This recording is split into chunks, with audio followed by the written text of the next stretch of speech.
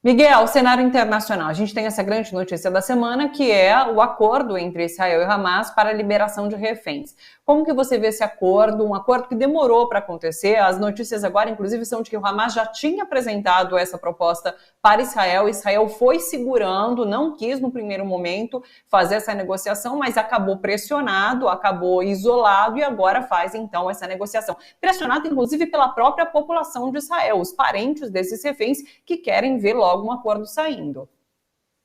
E mais do que isso, até, Thalita, em relação à pressão, mas já falo sobre isso. Do ponto de vista humano, o acordo ele é ruim. Por que ele é ruim? Porque ele é muito pior do que a proposta brasileira apresentada há mais de um mês, e nós poderíamos ter poupado, nós, humanidade, 14 mil vidas que se perderam, especialmente, né, de mulheres e de crianças. Do ponto de vista geopolítico, a gente tem um empate, digamos assim. Ninguém perdeu e ninguém ganhou, né? O Hamas ganhou porque demonstrou resiliência, né? A gente lembra que quando Israel invade a faixa de Gaza, ele vai com o argumento de que vai exterminar o Hamas. Foi essas palavras utilizadas, né? E o Hamas permaneceu atuante, enfim, né? Óbvio, sofreu suas baixas, tem um custo humano enorme. Por isso que eu fiz questão de separar para não parecer que eu compactuo, né? O custo humano é irremediável, né? Mas o Hamas sobreviveu à ofensiva, essa é a verdade, por mais gigantesca que ela seja. E na negociação, também o Hamas, vejam, qual é a exigência do Hamas no cessar-fogo? Né? Libertação de mulheres e de crianças. Eles não pedem nenhum líder político, eles não pedem nenhuma... Então também isso ajuda a galvanizar apoios ao Hamas e colocar numa outra situação, pelo menos, tira o Hamas do isolamento que ele se encontrava antes do conflito, antes dos ataques a Israel, por conta das articulações e negociações que países árabes vinham fazendo diretamente com Israel, excluindo a questão palestina. Então recoloca a questão palestina, recoloca o Hamas como sujeito e possivelmente mantém a faixa de Gaza sob controle do Hamas depois desse período. É uma possibilidade, uma perspectiva que se coloca. Israel sai forte também, porque, como eu disse, a proposta é muito pior do que as propostas de cessar-fogo que o Brasil tinha apresentado na Comissão de Segurança. Demonstrou resiliência também, porque uma série de protestos, né, de apelos humanitários, etc., mas se manteve fiel e negociou quando quis negociar. Então, nessa queda de braço entre esses dois sujeitos, só quem perdeu foram os 14 mil vidas aí que nós tivemos nesse processo desnecessário, né? Agora, por que demorou também, né? Israel ele tem uma contradição, como você chamou a atenção, e é importante, certamente os nossos espectadores e espectadoras já estão familiarizados pela cobertura que vem sendo feita, não só no Bom para Todos, né? Mas Israel é uma nação armada, né? O serviço militar é obrigatório, é o país com o maior número de reservistas do mundo, né? E quando entra num conflito como esse, as pessoas deixam seus trabalhos, etc., né? A economia sofre um baque também com a guerra, porque as pessoas estão saindo da televisão, estão saindo do mercado, estão saindo para irem, né? Homens e mulheres, muitos jovens, né? Então a população economicamente ativa. Então, a gente se lembra que antes do conflito, o governo israelense, o gabinete, né, do primeiro-ministro, já vinha num processo de impopularidade, de rejeição e possivelmente de queda, né? A guerra pausou esse processo e é de interesse, óbvio, do gabinete do primeiro-ministro prolongar para que não volte a enfrentar os problemas domésticos. Mas aí que vem a contradição. Com tantas pessoas na ativa, né, com a economia paralisando, com a impopularidade, com as cenas do massacre, vai se tornar insustentável para Israel permanecer nessa ocupação com a faixa de Gaza. Então ele também não podia esticar mais a corda, ele tinha que chegar ao momento de cessar fogo, porque senão ele teria uma junção dos problemas externos com os problemas internos, né?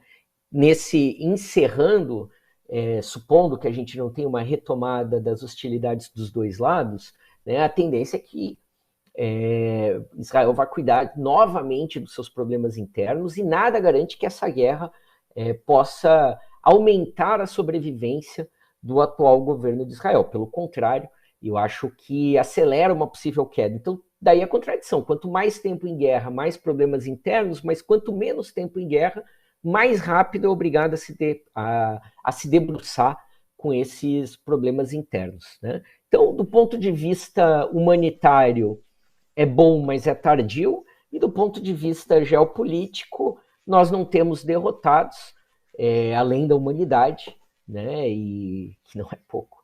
E, enfim, né? E agradou aos dois lados, né?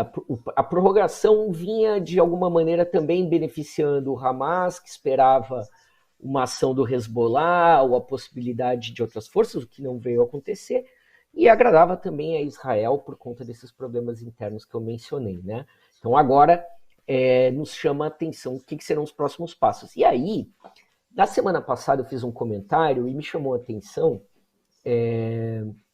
que essa semana o correspondente do Washington Post na faixa de Gaza, que obviamente tem um lado, está favorável pró-Israel, pró-Estados Unidos, etc., colocou uma ideia que a gente já mencionava aqui como uma possibilidade, que era Israel não sabia o que fazer na faixa de Gaza, né?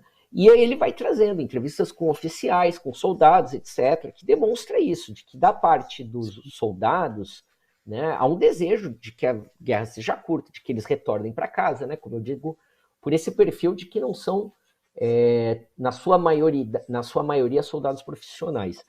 E, por outro lado, divisões dentro do alto comando israelense sobre o que fazer de fato.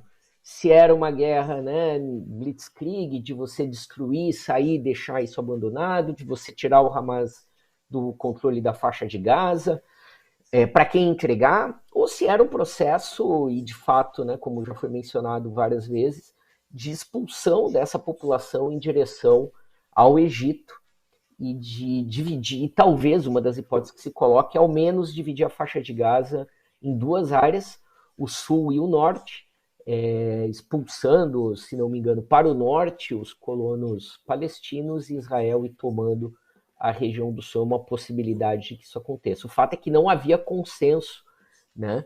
E que isso também, então, essa parada na guerra também serve para Israel decidir o que é que vai fazer e que passo vai tomar, e que isso não significa que seja necessariamente uma decisão positiva ou uma decisão boa, né? Sim.